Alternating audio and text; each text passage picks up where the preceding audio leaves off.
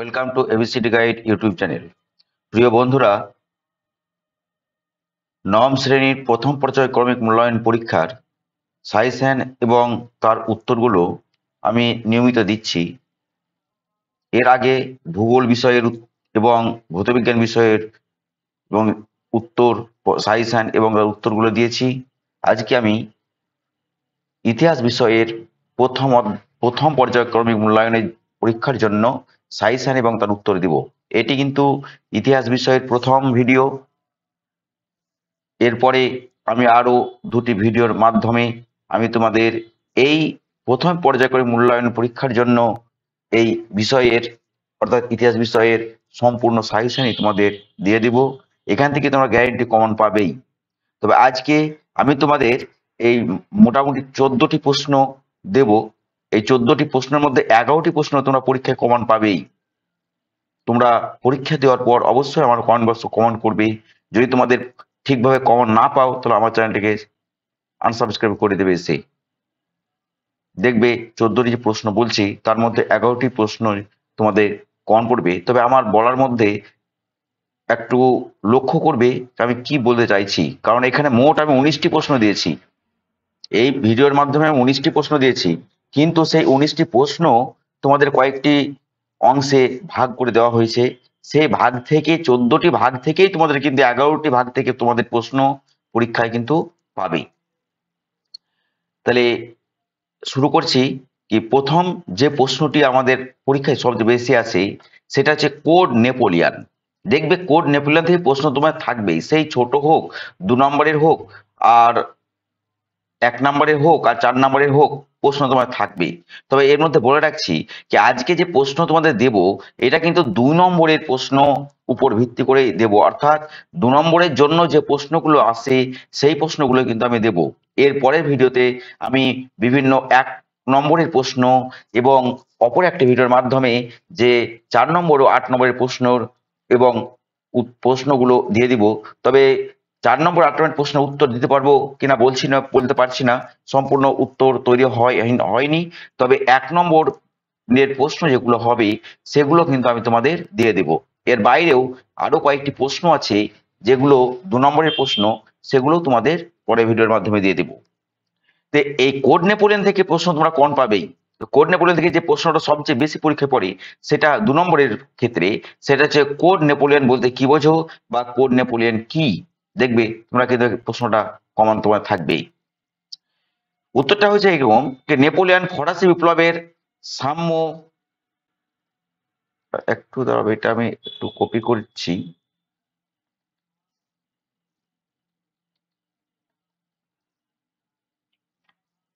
Napoleon ফরাসি বিপ্লবের সাম্য আদর্শের উপর ভিত্তি করে সমগ্র ফ্রান্সে এক ধরনের আইন প্রণয়নের উদ্যোগ নেন। তার উদ্যোগে আইন বিশেষজ্ঞদের নিয়ে গঠিত কমিটির সুপারিশ অনুসারে নেপোলিয়ন ফ্রান্সে যে আইন বিধি প্রবর্তন করে তা কোড নেপোলিয়ন বা নেপোলিয়নের আইন সংহিতা নামে পরিচিত। এটা কিন্তু 2 নম্বরের জন্য তোমাদের প্রশ্ন এবং উত্তর তোমাদের দিয়েছি। তবে তোমাদের কিন্তু এই প্রশ্নটা আগে বললাম এক কথায় আসতে পারে, আবার তোমাদের কিন্তু বড় প্রশ্ন আসতে পারে। এই কোড নেপোলিয়ন কি তার সঙ্গে আরো একটি প্রশ্ন তোমাদের পরীক্ষায় সব খুব আসে, সেটা হচ্ছে কোড নেপোলিয়নের 2টি ত্রুটি উল্লেখ করো, বা কোড নেপোলিয়নের ত্রুটি কি ছিল বা কোড নেপোলিয়নের ত্রুটিগুলি উল্লেখ করো। উত্তরটা হচ্ছে এটাই, কোড নেপোলিয়নের বিভিন্ন ত্রুটিগুলি ছিল যেমন এতে সমাজে নারীর মর্যাদা হ্রাস করা হয়, স্ত্রীর উপর স্বামীর কর্তৃত্ব বেড়ে যায়। এই দুটি প্রশ্ন হয়তো যে কোনো একটি আসতে পারে কিংবা দুটি তোমাদের পরীক্ষায় আসতে পারে। এর বাইরে কিন্তু 4 নম্বরের প্রশ্ন তোমাদের এই কোড নেপোলিয়ন থেকে আসে। সুতরাং তোমরা কিন্তু এখান থেকে প্রশ্ন কমন পাবেই, গ্যারেন্টি। এরপরে যেমন এই প্রশ্নগুলো আছে, টিকা কোড নেপোলিয়ন বা কোড নেপোলিয়ন বিষয়ে একটা টিকা লিখো, কোড নেপোলিয়নের সংক্ষিপ্ত পরিচয় দাও, কোড নেপোলিয়ন সম্পর্কে কি জানো লিখো। এই যে উত্তরটা, অবশ্যই এই উত্তরটা বড় প্রশ্ন যেহেতু, সুতরাং বিভিন্ন সহায়িকা বই থেকে তোমরা সেটা উত্তরটা লিখে নিতে পারো বা মুখস্থ করতে পারো। আমি কোনো একটা বই থেকে এটা আমি তোমাদের দিয়েছি। এটা কিন্তু সম্পূর্ণ আমার তৈরি নয়, কারণ টাইমের অভাবে আমি তৈরি করে উঠতে পারিনি। সেই জন্য কবে পরে প্রশ্নগুলো আমি অবশ্যই তোমাদের তৈরি করে দেব। উত্তরটা হচ্ছে নেপোলিয়ন সর্বাপেক্ষা। যদি তোমাদের কাছে সম্পূর্ণ সহায়িকা বই না থাকে তাহলে এই উত্তরটা তোমরা কিন্তু করে নিতে পারো। নেপোলিয়নের সর্বাপেক্ষা গৌরবময় কৃতিত্ব হলো কোড নেপোলিয়ন প্রবর্তন। কোড নেপোলিয়ন আইন সমূহ রচনা। নেপোলিয়নের উদ্যোগে গঠিত কমিশন 1804 খ্রিস্টাব্দে ফ্রান্সের জন্য নতুন আইন সমূহ রচনা করে। এটি কোড নেপোলিয়ন বা নেপোলিয়ন আইন সংহিতা নামে পরিচিত। আইনের সমূহের বিভাগ।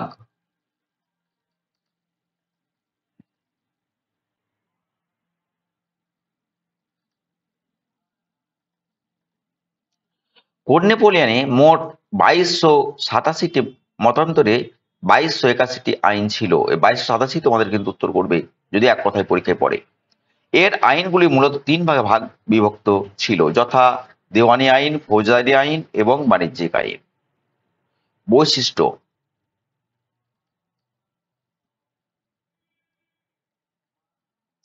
কোড নেপোলিয়নের দ্বারা আইনের চোখে দেশের সকল নাগরিকের মধ্যে সাম্য প্রতিষ্ঠা করা হয়।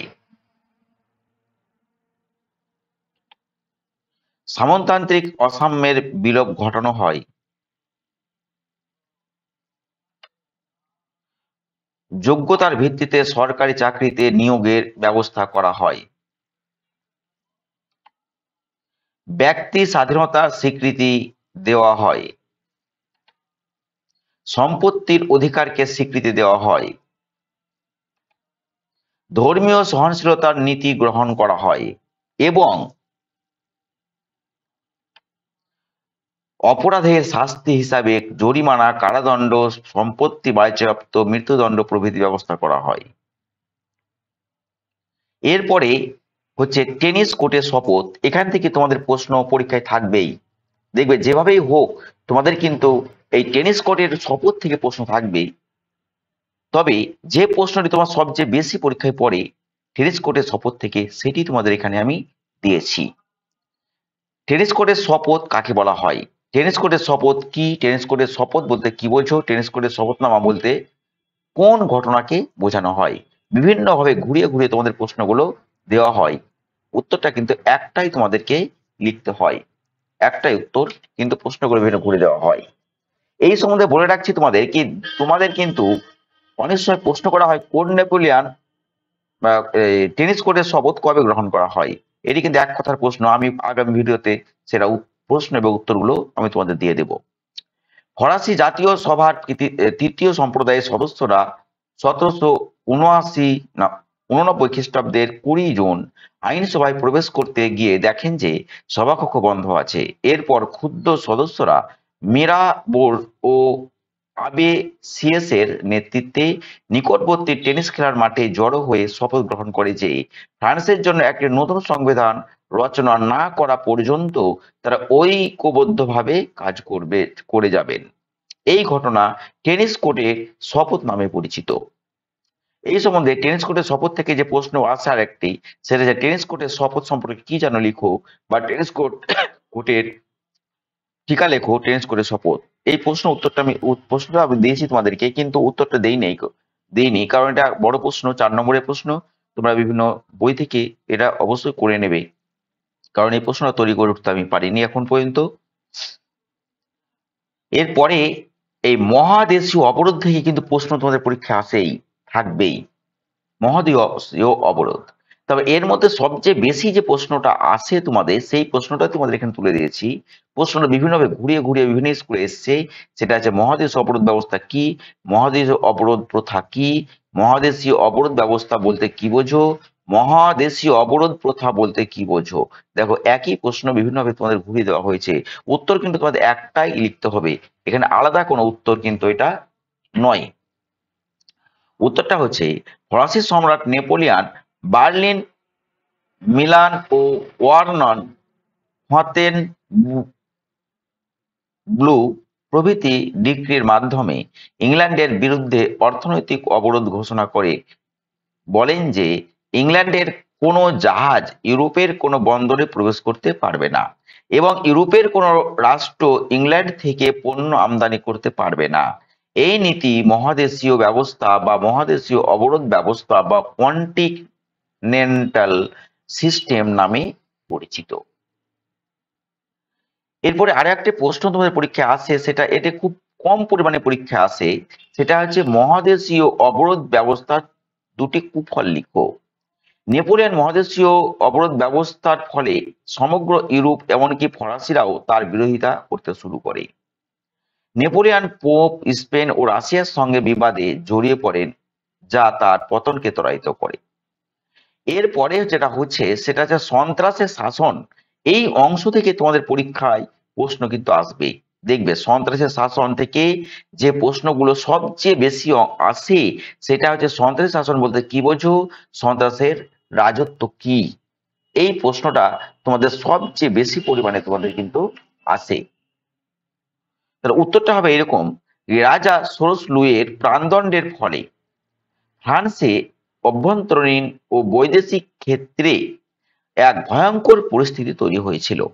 দেশের অভ্যন্তরে খাদ্যভাবে ও অর্থভাবে চরম সংকট তৈরি হয় এবং জনগণ প্রজাতান্ত্রিক সরকারের বিরোধিতা করে। অপরদিকে ইউরোপের দেশগুলি ফ্রান্সকে আক্রমণ করতে সচেষ্ট হয়। এই অবস্থায় জেকোবিন দল ফ্রান্সের জাতীয় ঐক্য প্রতিষ্ঠার জন্য ভীতি প্রদর্শনের মাধ্যমে যে শাসন ব্যবস্থা প্রবর্তন করে তাকে সন্ত্রাসের শাসন বলা হয়। সন্ত্রাসের শাসনের প্রধান পরিচালক ছিলেন রোবসপিয়ার। এরপরে প্রশ্ন হচ্ছে বাস্তিল দুর্গের পতন থেকে, এখান থেকে কিন্তু প্রশ্ন পরীক্ষায় থাকবেই তোমাদের, দেখবে এখান থেকে কিন্তু প্রশ্ন তোমরা কমন পাবেই। তো প্রশ্ন বিভিন্ন ভাবে হয়ে থাকে, তো এর মধ্যে 4 নম্বরের প্রশ্নও তোমাদের হয়ে থাকে, আবার অনেক সময় 8 নম্বরের প্রশ্ন এখান থেকে দিয়ে থাকে। তো সেই প্রশ্ন সম্বন্ধে তোমাদের আগামী ভিডিওতে তোমাদের আলোচনা করব আমি। এখন 2 নম্বরে যে প্রশ্ন তোমাদের আসে সেই প্রশ্নটাই আমি তোমাদের এখানে দিচ্ছি। এই যে বাস্তিল দুর্গের পতনের 4টি কারণ লিখো, এই যে প্রশ্নটা দেখতে পাচ্ছ তোমরা, এই প্রশ্নটা কিন্তু এখানকার নয়। এই প্রশ্নটা একটা বড় প্রশ্ন হিসাবে 4 নম্বরের প্রশ্ন আমি এখানে দিয়ে দিয়েছি, ঠিক আছে, কিন্তু এটা হবে না এখানকার প্রশ্ন, এটা আমি কেটে দিলাম। বাস্তিল দুর্গের পতন কবে হয়, এটা পরীক্ষায় খুব আসে। 1789 খ্রিস্টাব্দের 14ই জুলাই বাস্তিল দুর্গের পতন হয়। এবার বাস্তিল দুর্গের পতন থেকে আরো একটি প্রশ্ন সবচেয়ে বেশি আসে, সেটা বাস্তিল দুর্গের পতনের গুরুত্ব কি, বাস্তিল দুর্গের পতনের গুরুত্ব কি। ও একই হয়ে গেল, এটা কেটে দিতে হবে একটা। বাস্তিল দুর্গের পতনের গুরুত্ব আলোচনা করো। এটা 2 নম্বরের জন্য আমি প্রশ্ন উত্তর তোমাদের দিয়ে দিয়েছি এখানে। বাস্তিল দুর্গের পতনের প্রধান গুরুত্ব ছিল এই দুর্গ থেকে নিরপরাধ বন্দীরা মুক্তি পায়, রাজার স্বৈর শাসনের প্রতীক ধ্বংস হয়, বাস্তিলের পতনের মাধ্যমে বিপ্লবের জয়যাত্রা সূচিত হয়। এরপরে প্রশ্নটা হচ্ছে পোড়ামাটির নীতি এইখান থেকে হয়। পোড়ামাটির নীতি থেকে প্রশ্নটা হয়। এখান থেকে যে প্রশ্ন সবচেয়ে বেশি আছে সেটা হচ্ছে এইরকম কি পোড়ামাটির নীতি কি বা পোড়ামাটির নীতি কি। এখানে কিন্তু 2 নম্বরের প্রশ্ন আসে, আবার 3 নম্বরের প্রশ্ন আসে, সেই জন্য প্রশ্ন দুটো আমি পরপর তোমাদের দিয়ে দিয়েছি।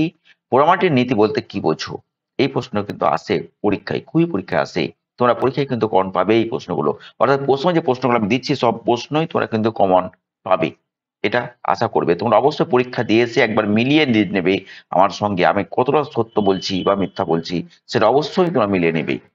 তবে যদি তোমাদের ভিডিওটি ভালো লাগে অবশ্যই একবার একটা লাইক করবে।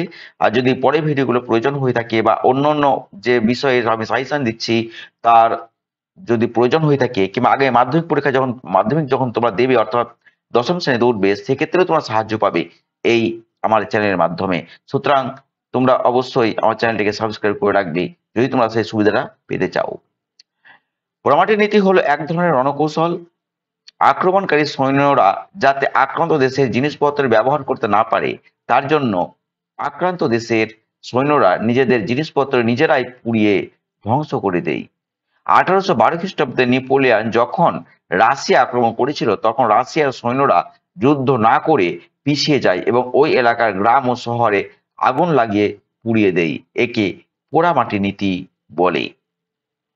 এরপরে যে প্রশ্নটা আছে সেটা অসিয়ারিজম থেকে, এটা প্রশ্নটা আসে, ঠিক আছে। তবে এই প্রশ্নটা একটু কম পরিমাণেই তোমাদের পরীক্ষায় আসে, তবে তোমরা পেতেও পারো। আসিয়ারিজম শব্দের অর্থ কি, এই উত্তরটা আমি তোমাদের দেইনি, অবশ্যই উত্তরটা হবে এটাই, এ পুরাতন্ত্র, ঠিক আছে। এই আমি উত্তরটা, সরি এখানে গন্ডগোল হয়ে গেল একটা।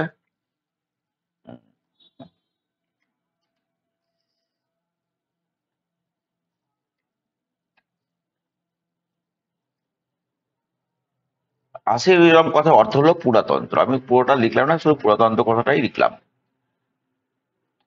এবার টিকা লেখো আসিয়ারিজম, এটা একটু বড় হতে পারে, তোমরা অন্য বই থেকে একটু করে নিবে। আমি শুধু আসিয়ারিজম কি এরই উত্তরই তোমাদের করে দিয়েছি।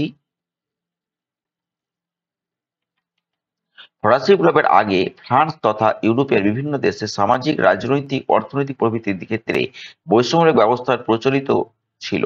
এই ব্যবস্থা আসিয়ারিজম বা পুরাতন্ত্র নামে পরিচিত। এরপরে যে প্রশ্ন আসছে সেটা কনফেডারেশন অফ দ্য রাইন থেকে, এটা প্রশ্ন কিন্তু আসে, কিন্তু কম পরিমাণে তোমাদের আসে, কিন্তু পরীক্ষায় তোমরা কন পাবে, পেয়ে যেতে পারো, অনেক স্কুলে কিন্তু এই প্রশ্নটা সেট করে থাকে। তাহলে এই উত্তরটা হচ্ছে কনফেডারেশন অফ রাইন কি, বা কনফেডারেশন রাইন অফ রাইন কি, অফ দ্য রাইন কি। সেটাতে একই প্রশ্ন, সুতরাং একটাকে আমি তোমরা লিখবে, এখানে ডবল লেখার দরকার নেই, আমি কেটে দিলাম। উত্তরটা এরকম হবে তোমাদের, নেপোলিয়ন রাশিয়াকে পরাজিত করার পর বিজেতা হিসাবে বার্লিনে উপস্থিত হন। এখানে 1806 খ্রিস্টাব্দে তিনি জার্মানির বিভিন্ন রাজ্যের রাজাদের নিয়ে একটি সংঘ বা ফেডারেশন গঠন করে। একে কনফেডারেশন অব দ্য রাইন বা রাইনের রাষ্ট্র জোট বলা হয়। এই রাষ্ট্র সংঘের নিরাপত্তার দায়িত্ব ছিল নেপোলিয়নের উপর। এরপরে 100 দিবসের রাজত্ব, এখান থেকে পরীক্ষায় প্রশ্ন খুবই আসে। 100 দিবসের রাজত্ব, 100 দিনের রাজত্ব, একটাই প্রশ্ন, একটাই উত্তর তোমাদের। কিন্তু এই প্রশ্নটা কিন্তু দেখবে তোমার পরীক্ষায় থাকবেই, তোমাদের কিন্তু প্রথম ইউনিটে কিন্তু থাকবেই তোমাদের প্রশ্নপত্রে। সুতরাং এটা কিন্তু মুখস্থ ভালোভাবে করে নিবে তোমরা। যে 3 রকমের প্রশ্ন ধরে পরীক্ষায় পড়ে, 100 দিবসের রাজত্ব বলতে কি বোঝো, আবার 100 দিনের রাজত্ব কি, 100 দিনের দিবসের রাজত্ব বলতে কি বোঝো, ওই প্রশ্নটা ঘুরে ঘুরে দেওয়া হয়। আবার এটাও বলতে পারে তো 100 দিবসের রাজত্ব কি, এটাও তোমাদের বলতে পারি। তাহলে উত্তরটা আমি এরকম হবে তোমাদের, যেটা আমি তোমাদের করে দিচ্ছি। 1814 খ্রিস্টাব্দে মিত্র শক্তির কাছে পরাজিত নেপোলিয়নকে ফ্রান্সের সিংহাসনচ্যুত করে এলবা দ্বীপে পাঠানো হয়। নেপোলিয়ন 1 বছরের মধ্যেই 1050 জন সৈন্য নিয়ে এলবা দ্বীপ থেকে ফ্রান্সে ফিরে আসেন। এই সময় নেপোলিয়ন ফ্রান্সে 1815 খ্রিস্টাব্দের 20 মার্চ থেকে 29 জুন পর্যন্ত 100 দিন রাজত্ব করেন। একে 100 দিবসের রাজত্ব বা 100 দিনের রাজত্ব বলা হয়। এরপরে প্রশ্নটা যে 3 সিটের সন্ধি, এই প্রশ্নটা, এই যে প্রশ্ন তোমাদের দিচ্ছি আমি, এটা কিন্তু পরীক্ষায় কম আসে, আগেই বলছি তোমাদের। কিন্তু 3 সিটের সন্ধি থেকে শর্ট প্রশ্ন কিন্তু তোমরা কম থাকবে তোমাদের পরীক্ষাতে, খুবই আসে। অবশ্যই এখানে এই প্রশ্নটা করলে তোমার শর্ট প্রশ্নের উত্তরটা করতে পারবে। আমি আগামী ভিডিওতে সেগুলো তোমাদের দিয়ে দেব। প্রশ্ন যেটা আছে, টিল সিটের সন্ধি কবে স্বাক্ষরিত হয়, বা টিল সিটের সন্ধি কত খ্রিস্টাব্দের কাদের মধ্যে হয়েছিল, এই প্রশ্নটা করলে তোমাদের শর্ট প্রশ্নটাও কিন্তু পেয়ে যাবে। 1807 খ্রিস্টাব্দে ফ্রান্স ও রাশিয়ার মধ্যে টিল সিটের সন্ধি বা চুক্তি স্বাক্ষর হয়েছিল। এরপরে ভ্রান্ত অর্থনীতির জাদুঘর, এইখান থেকে তোমাদের প্রশ্ন সেট করা হয়, প্রশ্নটা কিন্তু খুব আসে তোমাদের। তবে এই অংশ থেকে, এই ভ্রান্ত অর্থনীতির জাদুঘর থেকে তোমাদের শর্ট প্রশ্ন কিন্তু সবচেয়ে বেশি আসে, অর্থাৎ 1 নম্বরের প্রশ্নই তোমাদের বেশি আসে। সেখানে তোমাদের প্রশ্ন করা হয় যে ভ্রান্ত অর্থনীতির জাদুঘর, এই কথাটি কে বলে, মানে কথাটি কে বলেছিল, ফ্রান্সকে ভ্রান্ত অর্থনীতির জাদুঘর এটা কে বলেছিল, এটা কিন্তু এমসিকিউ প্রশ্নতে তোমাদের দেওয়া থাকে। তো এখানে সেই উত্তরটা তোমাদের পেয়ে যাবে, যদি তোমরা এটা মুখস্থ করো তাহলে সেই শর্ট প্রশ্নের উত্তর তোমাদের হয়ে যাবে। এখানে যে প্রশ্ন আমি দিয়েছি, ফ্রান্সকে ভ্রান্ত অর্থনীতি জাদুঘর বলা হয়েছে কেন, বা ফরাসি অর্থনীতিকে ভ্রান্ত অর্থনীতি জাদুঘর কে বলেছেন। তাহলে এই কে বলেছেন উত্তরটা কিন্তু হবে তোমাদের এইটাই, এই অ্যাডাম স্মিথ, এটাই তোমাদের কিন্তু উত্তর হবে, কে বলেছেন এর উত্তরটা এটা হবে। এটা কিন্তু তোমরা মনে রাখবে।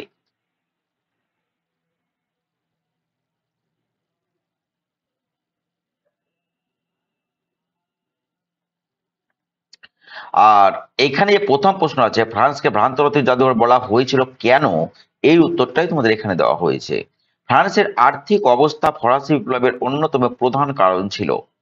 ফ্রান্সের রাজস্ব ব্যবস্থা ছিল ত্রুটিপূর্ণ, তাছাড়া সরকারের অমিতব্যয়িতা, বিলাসিতা, ব্যয় সংকোচে অনিচ্ছা, জিনিসপত্রের মূল্য বৃদ্ধি ফ্রান্সের পরিস্থিতিকে ভয়ঙ্কর করে তুলেছিল। এইসব কারণে বিখ্যাত অর্থনীতিবিদ অ্যাডাম স্মিথ তৎকালীন ফ্রান্সকে ভ্রান্ত অর্থনীতি জাদুঘর বলেছেন। এই সময় আবার বলছি তোমাদেরকে যে এই যে ফ্রান্সকে ভ্রান্ত অর্থনীতি জাদুঘর বলা হয়েছিল কেন, তার উত্তর কিন্তু এটা হবে তোমাদের। তাহলে এটা আমি কেটে তোমাদের উত্তরটা করেই দিচ্ছি, সব থেকে তোমাদের ভালো হবে। এখানে উত্তরটা আমি করে দিচ্ছি, তাই। আর এটা হবে অ্যাডাম স্মিথ।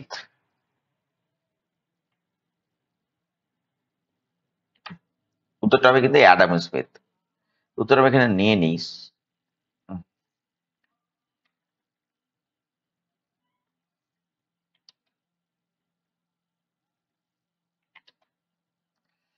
এরপরে হচ্ছে দৈব রাজতন্ত্র।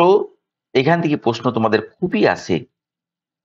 এই যে দেখতে পাচ্ছ বিভিন্ন ধরনের ভাবে বিভিন্ন স্কুলে তোমাদের এগুলো দিয়েছিল বা প্রশ্নপত্র সেট করেছিল, সেগুলো তোমাদের আমি তুলে ধরেছি এখানে। দৈব রাজতন্ত্র বলতে কি বোঝো, দৈব রাজতন্ত্রের ধারণা বিশ্লেষণ করো, দৈব রাজতন্ত্রের ধারণা বলতে কি বোঝো, আর দৈব রাজতন্ত্রের ধারণা কি। এই চার ভাবে তোমাদের প্রশ্নগুলো সেট করা হয়। তাহলে উত্তরটা তোমাদের এটা হচ্ছে এখানে, যে রাজতন্ত্রের রাজারা নিজেদের ঈশ্বরের প্রতিনিধি বলে মনে করতেন, ঈশ্বর প্রদত্ত ক্ষমতার বিশ্বাস করতেন এবং নিজেরা ইচ্ছানুসারে সীমাহীন স্বৈরতন্ত্রের মাধ্যমে দেশ শাসন করতেন, তাকে দৈব রাজতন্ত্র বলা হয়। এরপরে হচ্ছে জাতীয় সমূহের যুদ্ধ। এই জাতীয় সমূহের যুদ্ধ থেকে কিন্তু তোমাদের এই যে প্রশ্ন দেখতে পাচ্ছ, জাতীয় সমূহের যুদ্ধ কাদের মধ্যে সংঘটিত হয়েছিল, এটা কিন্তু খুব কম পরিমাণেই পরীক্ষাতে আসে। তোমাদের জাতিসংঘের যুদ্ধ থেকে সবচেয়ে বেশি যে প্রশ্নটা আসে সেটা হচ্ছে কোন যুদ্ধকে জাতিসংঘের যুদ্ধ বলা হয় বা জাতিসংঘ যুদ্ধের অপর নাম কি। উত্তরটা অবশ্য হবে লিচপিকের যুদ্ধ। এটা কিন্তু আগামী ভিডিওতে তোমাদের আমি শর্ট প্রশ্ন আকারে তোমাদের দিয়ে দিব, যেগুলো বিভিন্ন স্কুলে পড়েছিল সেই প্রশ্নগুলোই আমি তোমাদের তুলে দিচ্ছি কিন্তু, বা তুলে দেব। সুতরাং তোমাদের কিন্তু কোন এখান থেকে পাবেই। জাতিসংঘ যুদ্ধ কাদের মধ্যে সংঘটিত হয়েছিল, উত্তরটা হচ্ছে 1813 খ্রিস্টাব্দে অনুষ্ঠিত লিচপিকের যুদ্ধে এক পক্ষ ছিল ফরাসি সম্রাট নেপোলিয়ান তথা ফ্রান্স এবং অপর পক্ষে ছিল চতুর্থ শক্তি জোট অর্থাৎ ইংল্যান্ড, অস্ট্রেলিয়া, রাশিয়া, প্রাশিয়া ও সুইডেন। এই যুদ্ধে নেপোলিয়ান পরাজিত হন এবং তার সাম্রাজ্য ভেঙে যায় বা ভেঙে পড়ে। কোন যুদ্ধকে জাতিসংঘ যুদ্ধ বলা হয়, যেটা বললাম এখনই, সেটাই তোমাদের এখন সেটাই এখানে দিয়ে দিয়েছি, লিচপিকের যুদ্ধকে বলা হয়। এরপরে হচ্ছে সাঁকুলো। এইখান থেকে তোমাদের প্রশ্ন কিন্তু সেট হবে, দেখবে এখানে প্রশ্নটা খুবই পরীক্ষায় পড়ে। যে প্রশ্নগুলো তোমাদের এখানে আমি ভিডিওর মাধ্যমে দিয়েছি সব প্রশ্নই কিন্তু আমি খুব বেছে বেছে বিভিন্ন বিদ্যালয়ের শিক্ষক মশাই যেগুলো সেট করেছিল সেই প্রশ্নগুলোই আমি তোমাদের বেছে বেছে তোমাদের দিয়েছি। এখান থেকে তোমরা কম পাবেই। সাঁকুলত বলতে কি বোঝো, সাঁকুলত কাদের বলা হয়, উত্তরটা হচ্ছে এরকম। ফরাসি সমাজে সাঁকুলত নামে পরিচিত এক শ্রেণীর মানুষ ছিল। সাধারণভাবে সাঁকুলত বলতে বোঝায় শহরবাসী খেটে খাওয়া সাধারণ মানুষ। এর মধ্যে ছিল দিনমজুর, কুল্লি, মালি, ভিস্তি অর্থাৎ যারা জলবাহক, কাঠকুড়ে, চাকর যাদের গৃহের কাজ করে প্রভৃতি। ফরাসি বিপ্লবে সাঁকুলতদের গুরুত্বপূর্ণ ভূমিকা ছিল। এখানে কিন্তু আমাদের এই প্রশ্নের যে প্রশ্নগুলো 19টি প্রশ্ন আমি তোমাদের দিয়েছি, তোমাদেরকে বলা হয়েছিল কি 14টি প্রশ্নের মধ্যে তোমরা কিন্তু করবে, অর্থাৎ 14টি প্রশ্ন নয় 14টি অংশ যে প্রশ্ন আমি দিয়েছি তার মধ্যে 11টি অংশ থেকে তোমরা কিন্তু প্রশ্ন কমন পাবেই। তোমরা পরীক্ষা দেওয়া আসার পর তোমরা সত্যি সেটা কমন পেয়েছো না পাওনি, আমার এই ভিডিওর কমেন্ট বক্সে অবশ্যই তোমরা জানাবেই। তো যদি তোমাদের ভিডিওটি ভালো লেগে থাকে তাহলে অবশ্যই চ্যানেলটিকে ভিডিওটিকে লাইক করবে। আর যদি তোমাদের এই রকম আরো ভিডিও প্রয়োজন হয়ে থাকে বা তোমাদের যদি অন্যান্য বিষয়ের ভিডিওগুলোও তোমাদের প্রয়োজন হয় তাহলে অবশ্যই চ্যানেলটিকে সাবস্ক্রাইব করে রাখবে। যদি আগের ভিডিওগুলো অর্থাৎ তোমাদের যে আমি ভূগোলের ভৌতবিজ্ঞানের প্রশ্ন তোমাদের দিয়েছি সেই প্রশ্নগুলো যদি তোমরা পেতে চাও তাহলে অবশ্যই আমার চ্যানেলের প্লেলিস্ট থেকে সেই ভিডিওগুলো পেয়ে যাবে, সেগুলো তোমরা দেখে নিতে পারো। সেগুলো থেকে কমন তোমরা পাবেই। ধন্যবাদ ভিডিও দেখার জন্য। আবার দেখা হবে আগামী ভিডিওতে।